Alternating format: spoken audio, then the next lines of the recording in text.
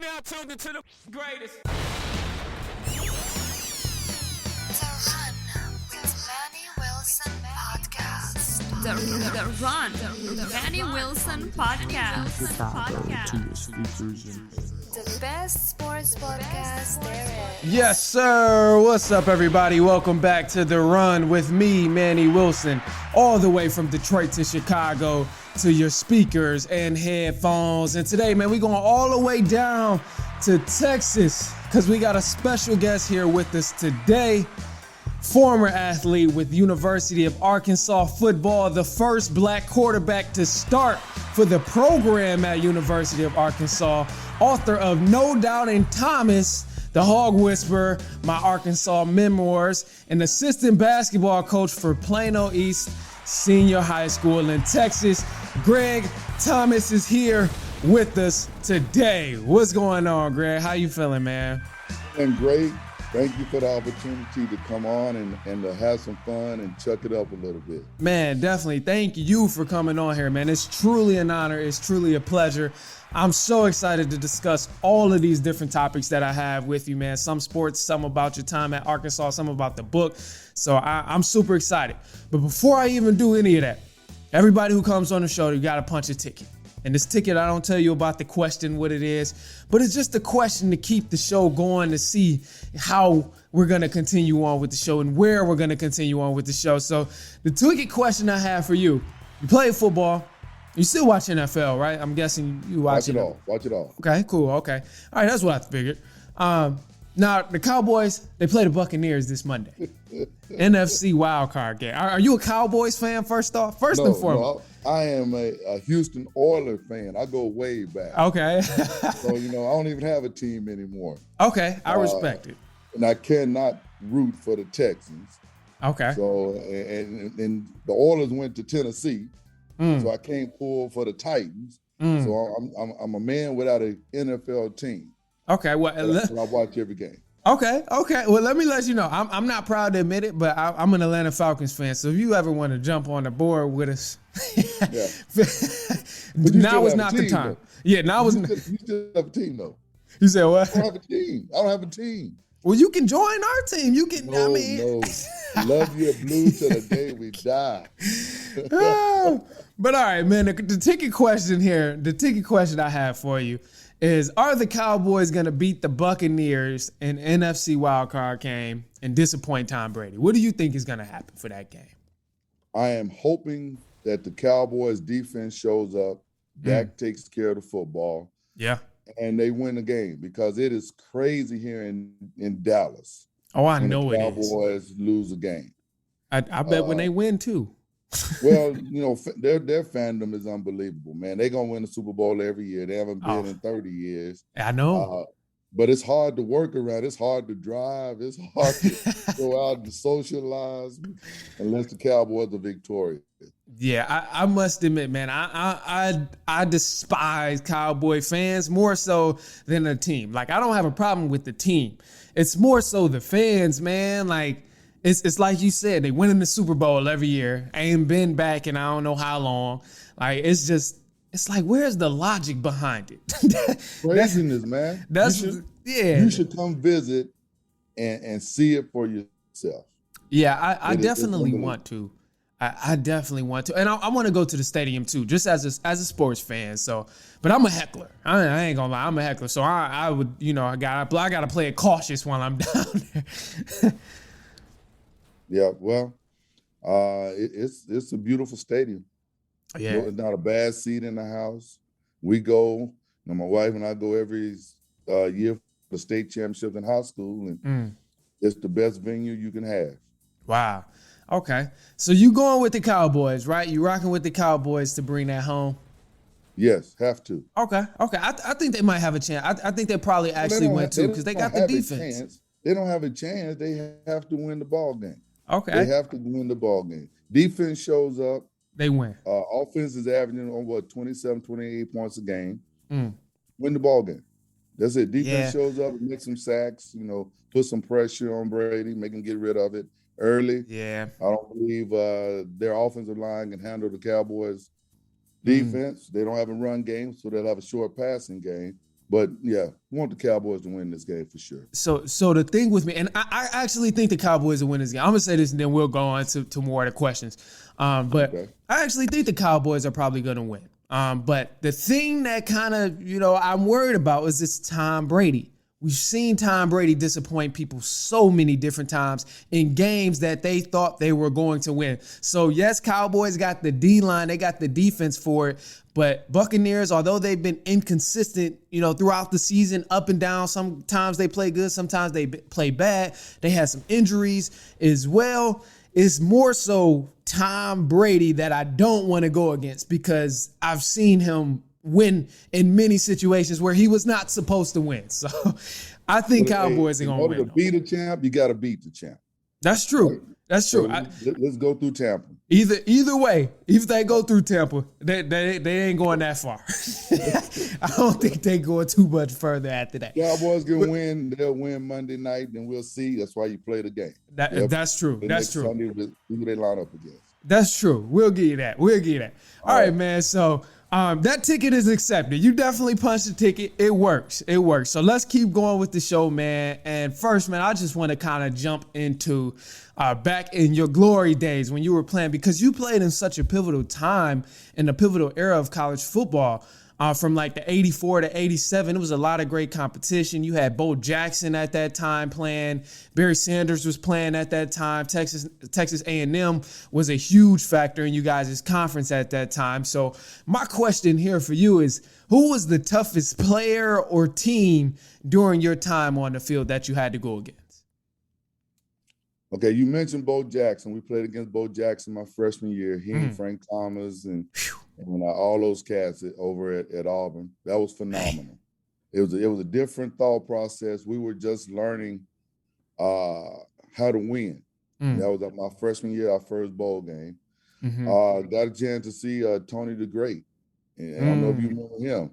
Over there at UT was an All-American. Biggest man I've seen on the football field. Disrupted the entire defensive line by himself. The best atmosphere was A&M. Really? College Station, when they get to doing that connect, and they're all moving at the same time, it's phenomenal. Right. As a player, we couldn't hear on the field. My offensive lineman had to hold hands. We had a silent count. And it was beautiful. Playing at UT was absolutely a dream and a reality. Wow. To play in the Southwest Conference during those days, and that was pretty much the heyday. They're what the SEC is today. They were putting out the most professional players, had the best coaching staffs around. But we did something that the rest of the college profession wasn't doing. We were the best cheaters, the whole conference. We cheated so well that there's no SWC anymore. They pretty much erased some of the most historic football ever played because the league was cheating that bad. What? So no, I need to hear more on that. So what qualified as cheating? What? Let's hear that. Enlighten me, and for everyone listening who don't really understand, like, how was y'all cheating? Was it the recruiting? Was it the game? Like, was it the refs? Was it the No, I'm talking about all the institutions were involved in trying to get the best players, and they all participated. As through the boosters, through jobs, not having jobs, we weren't allowed to have jobs then. Wow. Moving families and things of that nature. It was being done. And you had institutions telling on each other. Wow. And they did it, and they did it enough to where the NCAA came in and everyone went on probation, and now there's no Southwest Conference anymore. Wow, that's crazy. So a lot of the things we see with the NIL, and I'm going to make this comparison, but feel free to jump in, correct me if I'm wrong. So I'm going to make this comparison. So now, like, we got the NIL deals with a lot of collegiate athletes now where it's legal to be like, hey, we could get you this, we could get you this. You can get branded for this. We can get you sponsored with this. Those type of things now. Was similar things happening back then, but obviously it wasn't like allowed back then. So similar things were still happening like that? Yes. Whew. That's crazy. That's cool. What's one of the the most known stories that you know from either playing with or just hearing about during that time? Because you were involved, you were embedded in the game at that time. So let's hear something. Say, you don't put certain names and people stuff, but when they disrupted an entire conference and all the teams are on probation, then you know it's widespread. When you have institutions telling on each other or boosters telling on each other. I mean, you can go watch on the ESPN, the SMU, the Pony Express, they explain some of that. Wow. You look at some of the things that they were doing with Boz in Oklahoma, he explained some of that. But all the institutions that we knew about in the Southwest Conference, that's why there's no Southwest Conference anymore. Wow, that's crazy. Yeah, that's something I didn't know. I figured obviously sports podcasts and learning sports as I grow up and played and all of that. I figured, similar things been happening. And then I got friends now before the NIL became legal. While they were playing, they were already saying like these same similar things is happening. Then you got colleges, obviously being able to bring in the best players, whether it's basketball, football, different sports, when it's like no way in hell they thinking about going that direction. Like a lot of people aren't trying to change direction and go that area at all. But obviously there's something else to it. And then again, last thing, the course of history has shown like people have gotten caught. So that's obviously the main teller right there that, this has been going on for some time.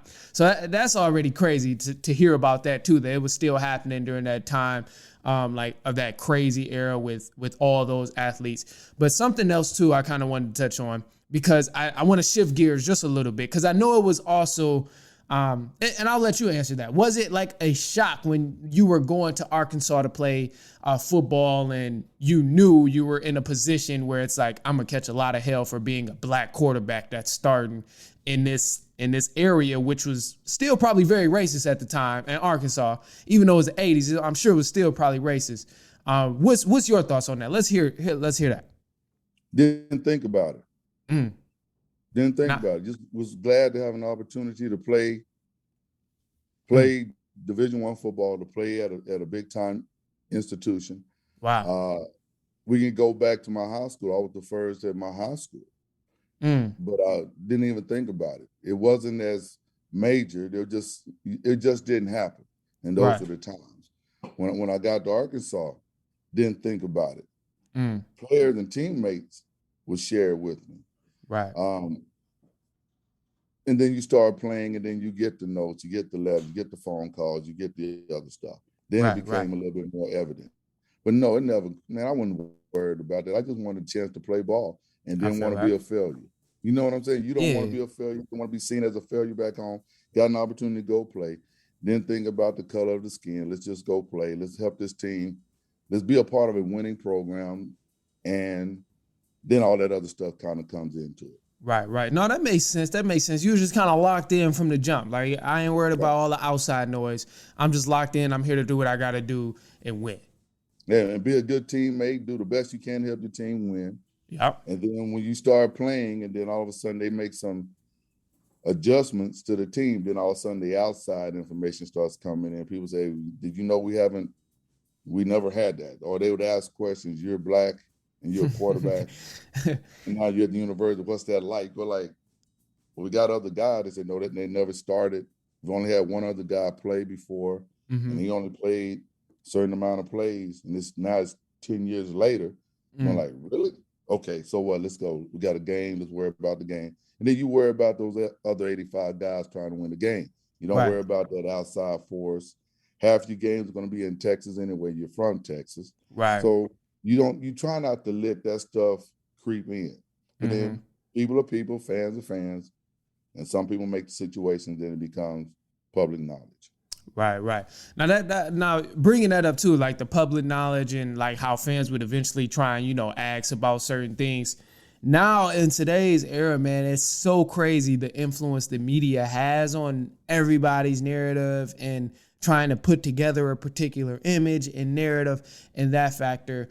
I just kind of want to hear your thoughts in terms of maybe it's advice to people who are playing college football right now. Maybe it's just advice for people going that route or trying to head that route. What would be some advice for them in terms of like blocking out the noise, seeming it's 10 times worse than it's ever been for any athlete who's played? Choose a program, first of all, where you can graduate.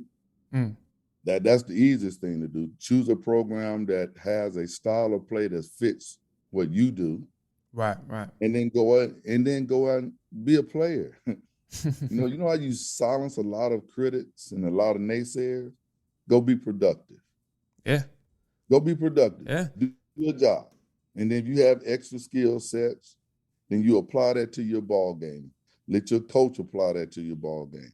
But you can't go in listening to your uncle, and then you got to deal with 25 other players and 6 other coaches, and then you got, get you a couple friends that are outside the program that have nothing to do with it, and then let them be your guide. I mean, you there to play ball and get an education. Put that at the forefront. I mean, I didn't want to leave there without a college degree. Right. And at that time, in those days, you only had to have 25 credits for the whole year. Wow. Damn, man. That's that's that's way different. That's crazy. Way different. People take 25 in a semester now, which is crazy. Yeah. Man. And so the thought process in those early days, if you were not focused and the athletic department pretty much ran the academic program, you could be there, play 4 years and only have 100 hours. Wow. Because it wasn't geared to people graduating. They were trying to just play ball. Right. Now we had, you had to tie in with your academics, how many credits you have to have a year. You get 30, 4 years, you get your 124, you graduate. You get an extra year if you graduate early, and you can transfer. Now we can have an opportunity to graduate. There's an emphasis on graduating these guys versus 4 years and having nothing to show for it, but broken knees, broken heads, can't remember anything. Yeah, man. That is crazy. And then too, that kind of brings me to our last thing, and then we'll switch gears just a little bit here. Now, I know in the book you talked a lot about Arkansas. You talked a lot about your time there. But I also too read somewhere, and feel free to correct me if I'm wrong. So you're right here, so you can correct me if I'm wrong. But I read that there was a lot of things that you intentionally kept out of the book because you didn't want it to go that route. And when I say things, I mean like ignorant type of remarks that you may have received from like fans or maybe people who weren't fans. Is there a particular reason that you wanted to keep those out? And if you don't mind, would you share any of those things that you did keep out? Well, no, that's why I kept them out. I respect. I respect that. That's why I asked, though. I respect. I respect it. My college career and my recollection was very, very positive. That's good. Don't want anyone to get the wrong thought process. Right. It was very positive. I have more brothers from another mother. I mean, it was a great atmosphere. God moves in mysterious ways. And he put me in a situation where I met some of the best friends that I'm in contact with till today. It's not my place to air some of those other things. Right. The things I put in there because it was great. Do we have situations where things went south and there were foul? Yes. But that's not my place to tell that. And I didn't want to write that kind of story. Yep. I did want to share some light on some things, and I shared some light because nothing's 100% just awesome. Right. But once again, I said there are things that happen inside the program that will forever be inside that program. And it's meant to be. There are things that you shall not air. I ran into several situations with my co-writer. He wanted to air some of the other guys' personal things. And I said, no, I'm not going to do that because that brotherhood, you don't break that. Right. And I respect that, man. It's not mine to tell. That's not mine to tell. Yeah. But my story, I told my story. And let me backtrack for a second. Yeah, it took 30 years to do this. Okay. Wow. And Two of the reasons were the promise that I made to my athletic director at that time, Coach Broyles, famous athletic director, coach, ABC. He was the man. Frank Broyles was the man. Okay, and my grandmother. And my grandmother said the same thing. I don't want to be around to read that when you wait till I'm gone. Oh, wow. And Coach Broyles was pretty much, he said, hey, Greg, if you're going to tell it, tell it. But, tell it later. Right. So I told it later.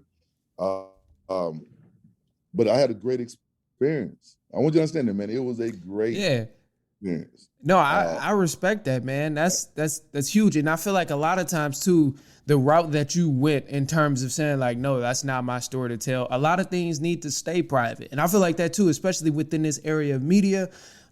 Like so many people and journalists, obviously they do their job trying to, find and dig up more and more stuff. But I just feel like personally, we don't, as media, because I consider myself media too, as media, a lot of people don't really understand and don't really value like just the person as a human being. They think of, story or trying to get some information to spread out rather than just occurring. Like maybe they wanted to keep that private.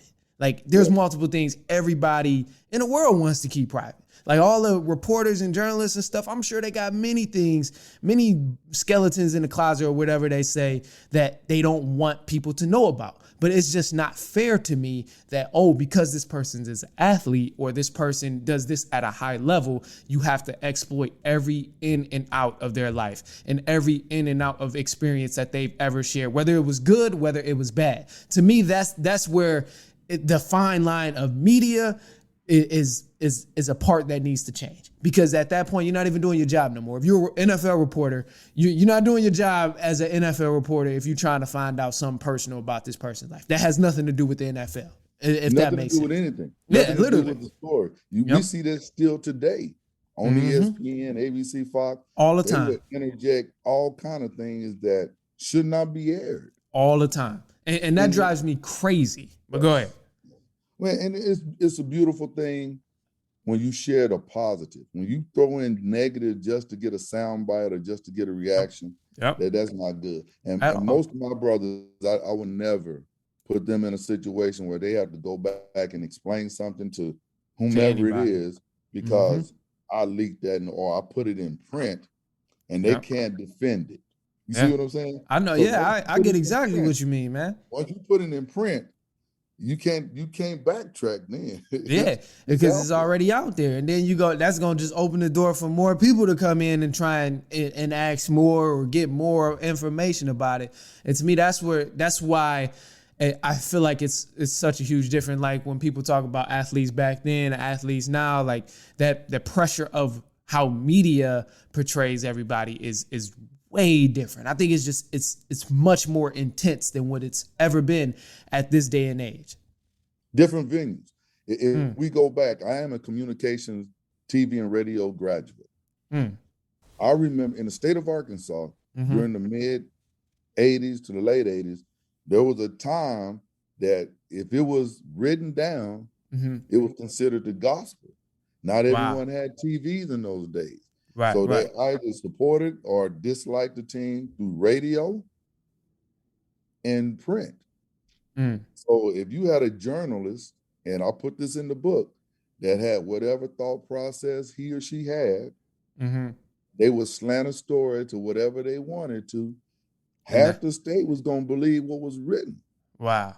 Just because that's what it is. If you had a TV, you could see there may be a different version, or it may be a different thought process, or you can see something that may not have been what that person wrote, but it didn't matter because they didn't see it, so they believe that famous writer or their favorite columnist. Wow.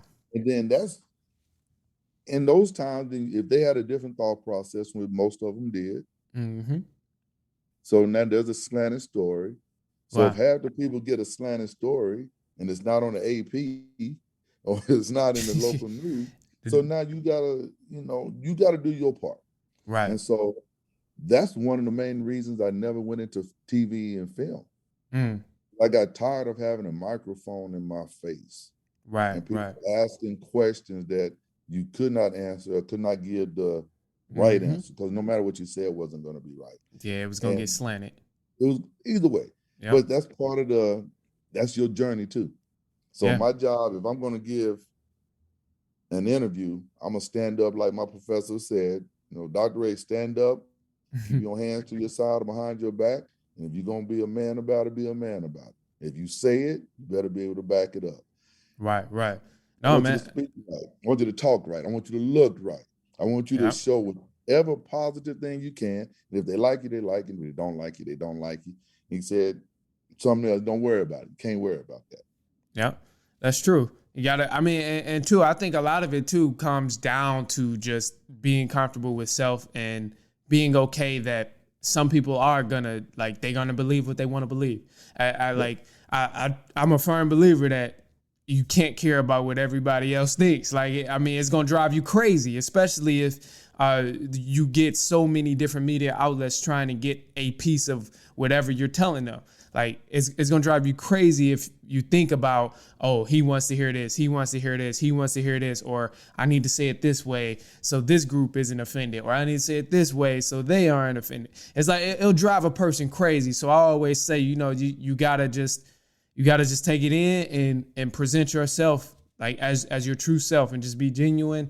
And I mean, if people take it the wrong way, which a lot of the time people will take anything the wrong way, especially in today's age, you got to just kind of run with it. So I don't know. I had the best mentors though. I had the best teachers, had the best coaching, support staff, football, basketball, baseball, and leaders. And it's amazing what you can see and you listen and watch how they carry themselves. Right. And so when I got into a mental block or whatever, and I go to Coach Richardson, Nolan Richardson, we had real talks. We didn't have the fake talk. We didn't have the public talk. Genuine. We closed the door and say, let's discuss this, or I wouldn't do that. This is what we did, et cetera. My father was 1,500 miles away. He was right next door. Coach DeBryan and the baseball coach. Wow. Call you in, say, Greg, why are you not doing this? What's going on with you? Boom. When you have those kind of mentors there to help guide you, it's a whole different thought process. You don't worry about the paper. You just give your little sound bite. You do what they ask you to do. My choice at that time was to spread it. As the quarterback, they want to come to you on everything. Every game, there's a radio station, or there's a couple guys. I would send other teammates. Hey, Steve, go over there and talk to that one. Hey, Freddie, go talk to this one over here. Hey, Marshall, go talk to this guy. Hey, I know I'm supposed to do it, but I want you to do it. Right. Yeah, that was the teammates, and my teammates had ownership, but they also felt like it wasn't about one person. It also spread the wealth. So after games, you just can't come to me. Come to Marshall. He's right there. Go to Greg Horn over there. He's part of the team too. Yes. Go over there and talk to Nick Miller. That was our linebacker. He had 13 tackles. And then, boom, now it's a team atmosphere. Right, and rather than it was one different player. for me that first couple of years because everything was Greg. We need to do this. And the way we do press conferences now, I wish we did it like this then. Because I remember standing there and having to give 25 interviews in one day. The way we had to sit out there and say, all right, we're not doing this again.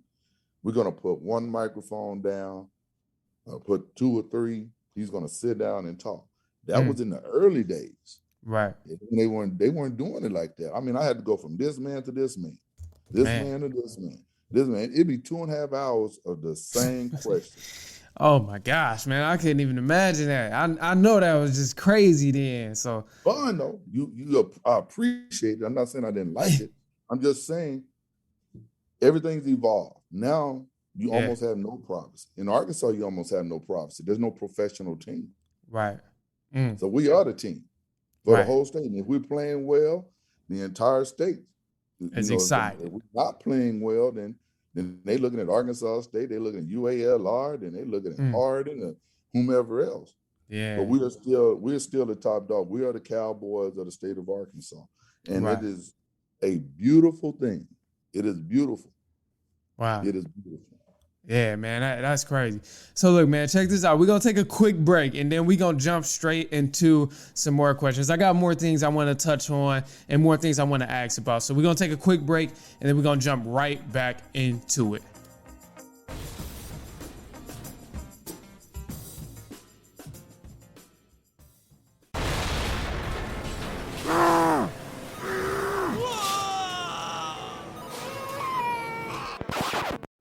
Now, you know, just because you're busy doesn't mean you got to be stressed. I'm crazy busy right there with you, but it can be easier. Next time you're on a run, just make it more fun and listen to The Run with Manny Wilson. It's The Run with Manny Wilson podcast.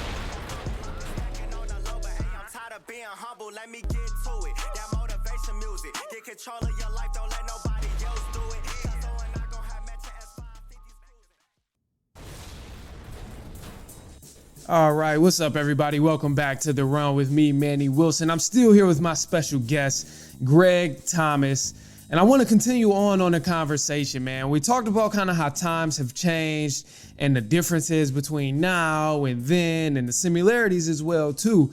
But now I kind of want to touch on just the game of football and like on-field type of thing.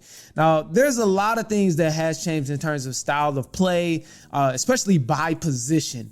In what ways have you noticed the different changes in the evolution of the quarterback position from then to when you play into now and present day? Okay. Number one, they trying to get the best athlete with the ball at all times. Mm-hmm. But that's changed. That's changed. Historically, it was a situation where they didn't want the quarterback to be athletic or to be mobile. They want him what they consider to be the thinker, you know, the one that converts, the one that just maintains. Right. So now we're getting the ball here in the last 20 years, putting the best athlete on the field with the ball and putting the ball in his hand 30 to 40 times a game. And it started in high school. And then you had the evolution from the wishbone to the wing tee. Yep. Then it went to the veer. Now it's the spread. Yep. And the way we look at it and the way I look at it, football evolves and changes every 4 or 5 years anyway.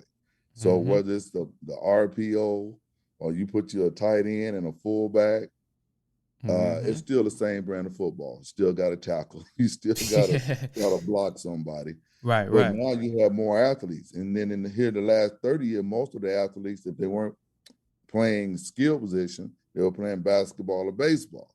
Mm-hmm. But now the evolution is we can get 5 skill position players out there, 2 wide receivers, the running back, tailback, flanker back, and your quarterback.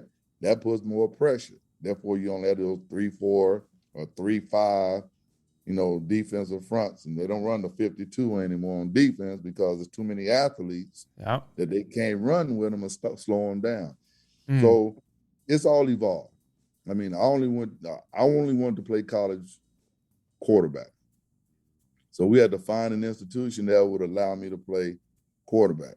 Right. I had offers from all over the state, out of state, etc., but they wanted me to play safety or wide receiver or running back. And the one that offered me to play quarterback was the University of Arkansas. Wow. So it was a similar offense, similar style, and it fit. It fit 100%. Where at Texas, we're going to go with another cat. Right. Or we're going to, A&M already had, at that time, Kevin Murray, but he was being redshirted. Right. SMU had Don King. Okay, and then University of Houston had Gerald Landry. Those were it. Now, I remember my junior in high school, my coach told me that he couldn't start me. Situation, socially, it was a different time. Oh, wow. You're going to practice every day as if you're the starter. You'll start on defense. You'll be the kick returner, punt returner, but you'll get a chance. And when you get a chance, I'll never take you out of the game. He said, it was weird. He said, you will be one of 13 5A black quarterbacks in the whole state of Texas. Wow. And that's what it was by the end of the season. Wow. So he stuck to it. And he knew that because He coached the first integrated state championship in 1957. He knew what the odds and the thought process and all that was.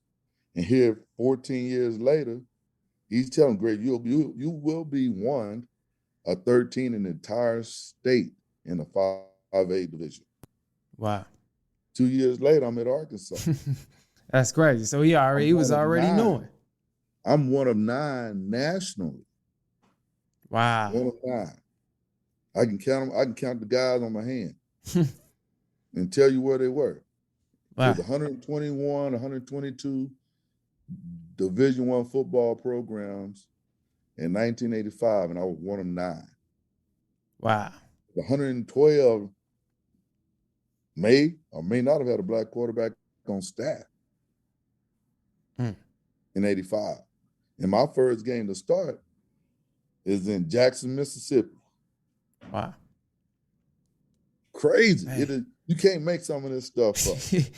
Yeah, man, that is amazing when you put it that way. And then just hearing the breakdown too, kind of going back to what you were saying, how you had great leadership ahead of you and just great people surrounding you as well. That's really like, what it sounds like as well. And I know coming from high school, you played basketball too, right? Basketball and baseball. Only thing I didn't do was run track. So did you stick with? I thought that was a waste of time for me to run track. I couldn't do that part of it. But football, basketball, and baseball, yes. And you stuck with football because was it like more opportunity within football, or was it just like I like this game more? The others are more just leisure time. What was it that made you stick with football? Let me tell you something, man. I'm West Texas boy. Ain't no leisure time, man. Ain't no it's either that or you out there working or you on a farm or something. So right. There was no leisure time. No, I was actually a better baseball player than I was football. I was a good basketball player. Mm-hmm. Football was my weakest sport. Oh, wow. And I'm telling you, it's funny how I say it's my weakest. I wasn't good enough to play running back growing up on my team, on the elementary team. I wasn't good enough to play running back. That's how I ended up playing quarterback. Wow. So what was it? That's the competition we had then. So what was it within running back that you were like that made you feel like you weren't good enough? Because I mean, they were better. When we made the team, the coaches picked the other 3 running backs that were better than I was. Oh wow! So they put you at quarterback instead. Yeah, only way I can get the ball in my hands. I play quarterback and hand the ball to them. Okay. That makes sense though. Yes, only way I could do anything offensively. In those days, we ran the ball all the time. Mm-hmm. I was the 4th best running back. So I ended up having to play quarterback because I was the only one that could take a snap from the center. And I give it to Tommy, I give it to Ottaway, I give it to Derek. They were better than I was. It wasn't until the 9th grade that we started to understand. And it was easy. My dad was a coach. He was an All-American player at Houston Tillerson. He coached the state championship team. He put the first guy to break the color barrier, Ben Kelly. Wow. In college, I had leadership, but playing wise, they were better than I was.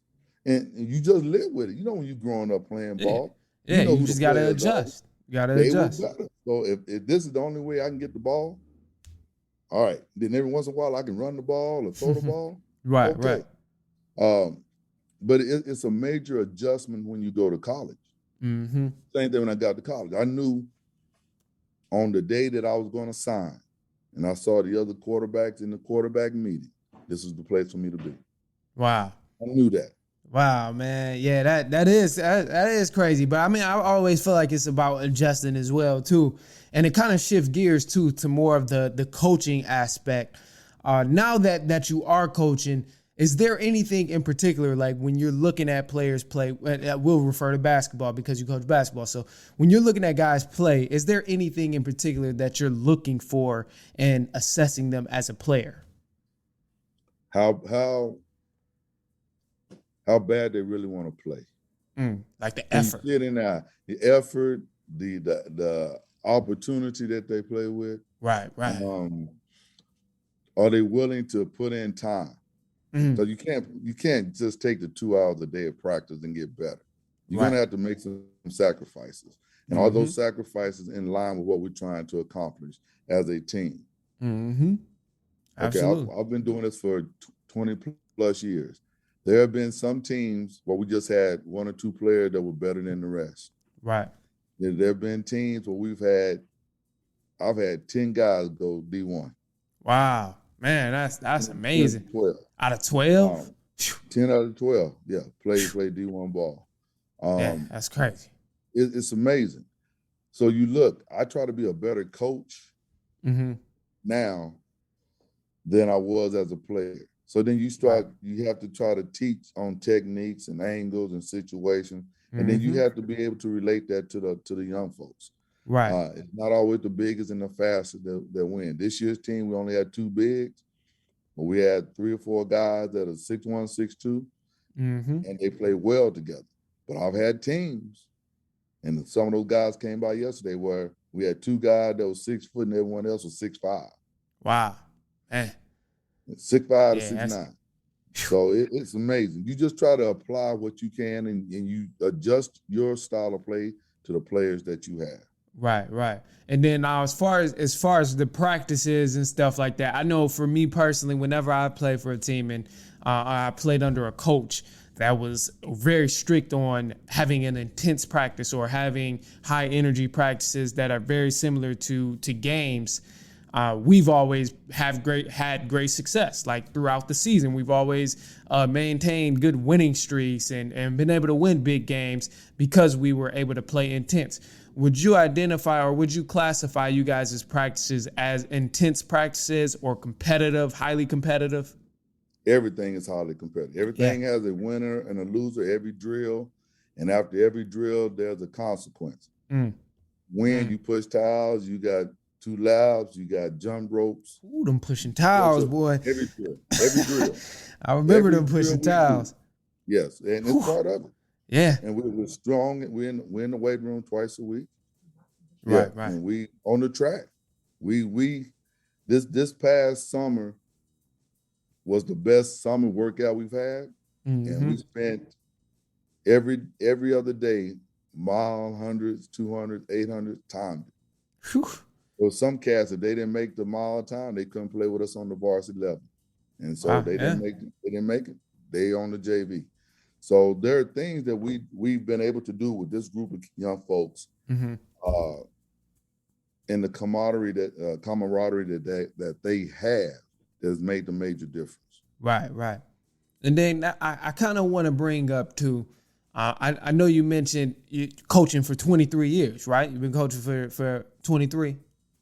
Pretty close.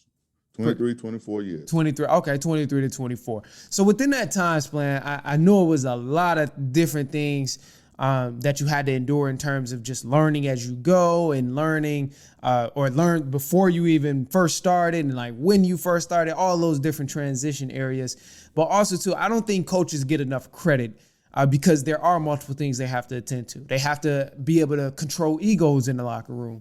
They have to be able to connect with people on a personal level to make sure they can understand when they are giving them tough love and just helping them at like genuinely outside of the sport. And also too, most importantly, you got to prep for each game matchup. So that kind of brings me to the question of what are a few examples to you that made coaching difficult for you on your journey? I will never say it's been difficult. Let me share with the most humble, the most let's hear disrespected profession there is teaching. Let's hear. And spending time with someone else's kids all day, trying to get them to participate in lively things. Teaching is by far the most difficult profession out there that gets the most or the least respect. Right. So I will always give my hats off to teachers and coaches. The coaching aspect is the release.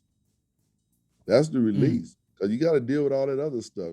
The politics of the classroom, the behavior, those that can't do the work, those that want to be disruptive, managing a classroom, managing all that stuff is hard.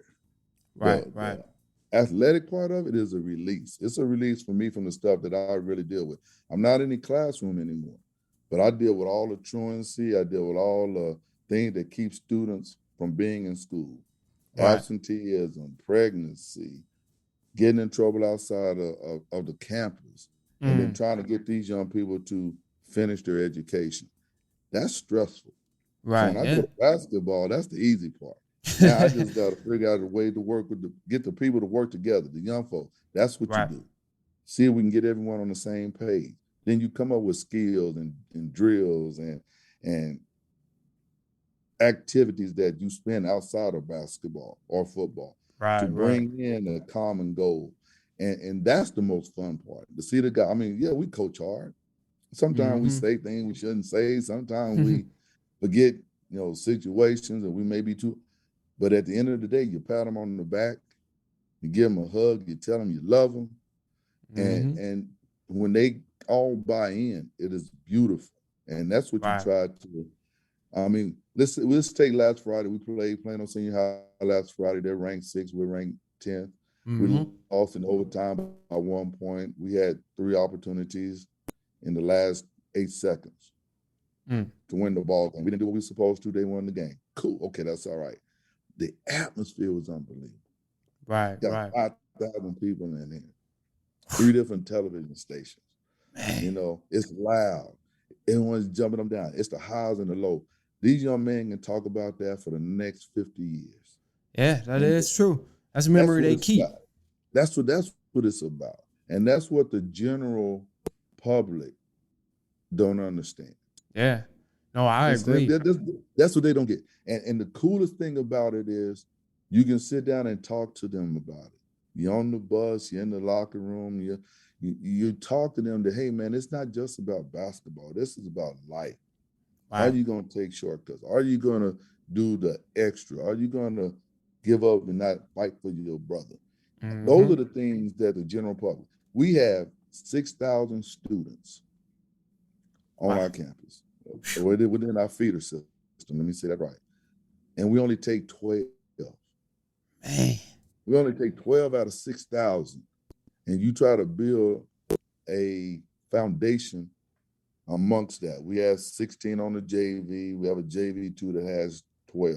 So you're really taking 30, 34 kids total out of 6,000. Man. And then they come to watch you play. That's what it's all about. It's a game, but it's a game within a game.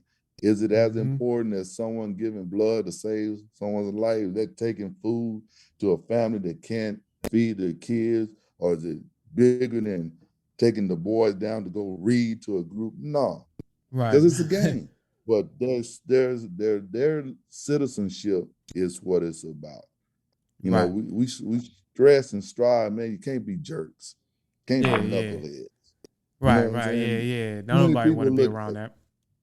Yeah, too many people look at you, and when they see us, they see the whole program. So we want to make sure that we are representing right. And then in the future, when they leave, they be jobs. They got to come back and take our jobs in the future. Right. One of those 14 guys to say, hey, I want to come do what Coach Thomas did the 4 years I was here. And that's how you put back into the community with those guys. Right. And that makes a lot of sense. And that's ultimately what it's about is, returning that favor, returning, what helped you get to where you was trying to go and help that next person try and get to where they want to go. So no, that definitely makes sense, man. But we're going to look to wrap up, man. Is there anything else you want to add before we head up out of here? Well, I want to know your vision or your thought process on this transfer report. That's the biggest thing that my brothers and I talk about, our little cast that we have 3 Hogs in the mic. We talk about that every show. And it's upsetting for a couple of the guys. We bring in our guests. What do you think about the transfer portal? Transfer portal, I think the transfer portal has become a tool for a lot of these athletes to escape into an easier situation. And what I mean by that is not necessarily like, oh, I want to go somewhere because they're saying I'll play more. I think it's more so like instead of sticking it through, like you chose to go to the particular program from the jump. You chose to go there and commit to their and you said you wanted to play with them. And just because things aren't going all happy and daily and whatever, and the way you might have thought when you first went there, a lot of people ignore that. They don't see it through, and they just bust up and go somewhere else in the transfer portal, which may be actually putting them in a worse situation than where they're leaving. And that's what I think. It can be used as a tool. It's good. I like that they get the decision to be able to choose if they want to go somewhere else. But I think a lot of people misuse it because they use it as a situation, or they use it as a tool to go to an easier situation that can possibly help them when it really hurts them sometimes. Okay, part B. Yeah, let's hear it. Part B. What about the coaches? The coach, I mean, for the coaches, I feel like they deal with the same thing. Like if you're tough on, you bring this guy in from somewhere, and you tell him, all right, look, we want you to play for a little bit of minutes. We want you to play about 8 minutes freshman year, sophomore year, just keep improving. Boom. Sophomore year come, they don't see as much. It's like as a coach, I mean, if this guy doesn't want to stick it out, you got to, as you know, on to the next. We got to try and find somebody else to replace him. If he don't want to stick to the next, it's like a combat, if that makes sense. So let me try and explain this in the quickest way possible, because I'm actually glad I'm glad you brought this up. So like, obviously it's a benefit for some coaches, and to some coaches it's not so much of a benefit because they lose players. But it kind of makes the whole game of recruiting that much more valuable, because you know, as a head coach or if you're a recruiter, you know you can easily pull somebody from a transfer portal. Or you know this guy's talented, he's not happy in his situation, he's not seeing the floor as much as he want. You know it's easier to try and pull him over to your program, if that makes sense. So I feel like it's a upside tool, but also a downside tool for the coaches too. Well, the reason I asked that, because you hear various explanations for it. Mm-hmm. I think for young folks today, we've made it easier for them to always leave a situation. Yeah.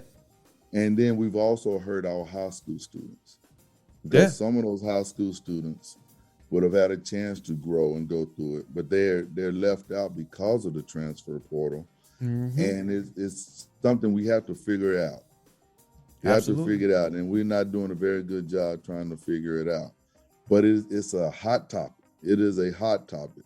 Yeah. And it has to be discussed, and solutions have to be figured out in order to make this joke. I mean, you shouldn't have a 25-year-old playing against 18-year-olds. I don't care. That's kind of crazy too. That ain't right either. I mean, you can't do the BYU thing and act like it's a mission. There's something else going on when you got someone that's 25 playing against 18-year-olds. Yeah, we've seen a lot of that with the Georgia and TCU. I think the kicker, they said that, I think it was TCU. Their kicker is like 30. I'm like, man, like, I was just trying to I'm just trying to wrap I'm like, dude, you should be trying to go to the league. Like at 30? And you kicking for a college? Like, hey, salute to him for, doing whatever he's doing. Maybe he got a plan. I don't know the situation. Like, he obviously does. But on the outside looking in, it's just like, man, like, damn. Like, and it's a great topic. We try to navigate it. We haven't figured it out. I know I have a couple kids that should be able to play ball, and they're not going to get that opportunity. Or they're going to have to go a different direction for the first year or so because of the portal. And then the portal, in terms of coaches, if coaches leave, I believe players should be able to leave. But then you put an entire program in debt, because, we take the University of Arkansas. That's what we got going on right now. We got 20, 23, 24 guys gone, 5 coaches gone. Mm-hmm. Now you got 70 lives that's going to be changed. And our quarterback's coming back for his 5th or 6th year. I'm going like, come on, man. Good God. Man, yeah. I did. Yeah, it is crazy, man. So I don't know. But anyway, man, we're going to go ahead and wrap up the show. I greatly appreciate you tuning in, man, and coming in here with me to have this conversation and talk about multiple things, man. It truly is an honor to have you on. So I greatly appreciate that. I'm going to put it up for you, though. Okay. I want you to look at that joke where people can see that. No Doubting Thomas. You can go read it. You can enjoy it and share it with people. It is a good readable book. It's an award-winning book, and we're looking forward to bigger and better things with it. And thank you for the opportunity to come in on. Man, no problem. Again, it's an honor to have you. I mean, for everybody listening, man, I greatly appreciate you guys as well, especially if you've been sticking it through with me and hanging through the episode. Now, you know where you can find me on Instagram, Twitter, Facebook at The Run Podcast. You can follow my personal as well at I am Manny Wilson. And I appreciate however you're listening to me, whether it's on Spotify, iPodcasts, iTunes, Apple Music, iHeartRadio, Spreaker, Stitcher, Amazon Radio, wherever you listen to podcasts. I greatly appreciate it, even if it's on YouTube. But until then, we will be back later on next week, and so on and so on and so on.